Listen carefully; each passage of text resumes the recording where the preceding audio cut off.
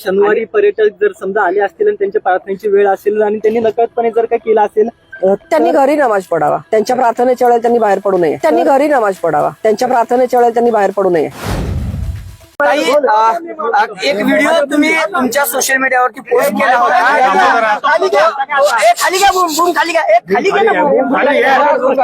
काही तुम्ही video post केला होता ज्याच्यामध्ये तुम्ही काही हिंदू काही मुस्लिम समाजाची लोक शनिवारवाड्यात नमाज पठण करत असल्याचं सांगितलं होतं. व्हिडिओ तो कधीचा आहे आणि आज तुम्ही परत इथे शिववंदना केली. सुदर्शन अनकट खाली घे ना बूम घेणार रे 3 बटनला. हा ओके बोला ते.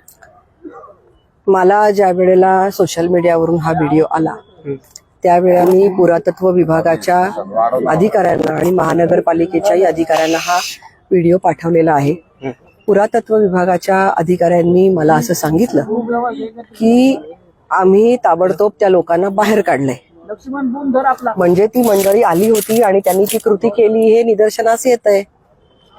म्हटलं कधी केलं होतं हे, तर म्हणे की एका शुक्रवारी दुपारी 1:30च्या सुमारास हे कृत्य घडलेलं आहे.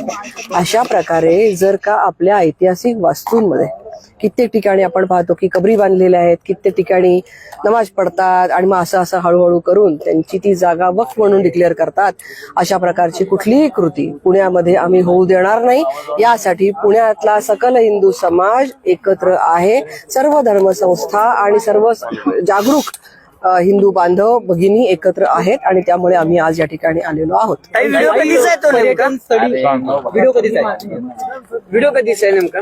तो मला व्हिडिओ रिसेंट मिळालेला आहे आणि अधिकाऱ्यांच्या म्हणण्यानुसार तो शुक्रवारचा 1:30 वाजताचा असावा.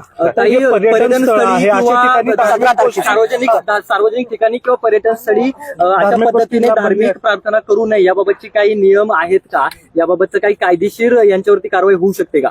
व्हायला पाहिजे. हळूहळू करून हे लोक नमाज पडतात आणि मी स्वतः वक्फच्या नवीन कायद्याचा अभ्यास करण्यासाठी जो गट होता त्या कमिटीमध्ये होते.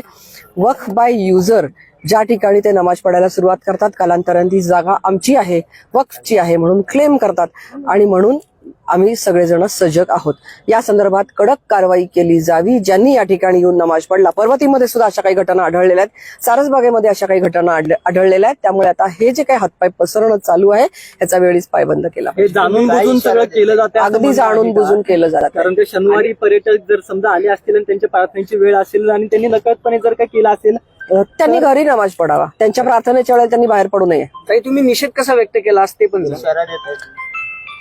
आज कसा निषेध व्यक्त केला तुम्ही? आज आम्ही शिववंदना करून छत्रपती शिवाजी महाराज ज्यांनी हिंदवी स्वराज्याची स्थापना केली त्यांच्या वंदनेनी आज आम्ही या भागाचं शुद्धीकरण केलेलं आहे. आणि गोमाता ज्यांना आपण दैवत मानतो असं गोमातेचं गोमूत्र शिंपून आम्ही या ठिकाणी ही जागा शुद्ध केली. गणपती बसवण्याची पण तुमची मागणी होती का? आमची मागणी अशी आहे की या ठिकाणी माघी गणेशोत्सव हा केला जात होता. इथे माझ्याबरोबर पेशवे बाजीराव पेशवे प्रतिष्ठानचेही अधिकारी आहेत, जगन्नाथजी लडकत आणि अन्य मंडळी आहेत. आणि माघी गणेश उत्सव या ठिकाणी होत होता. गणेश उत्सव साजरा करायला मात्र बंदी, जो या ठिकाणी प्रामुख्याने शनिवारवाडामध्ये पारंपरिकरित्या होत होता त्याला बंदी. आणि नमाज पडायला इथे कसं चालू देऊ आम्ही हे चालू देणार नाही. ठीक आहे, धन्यवाद.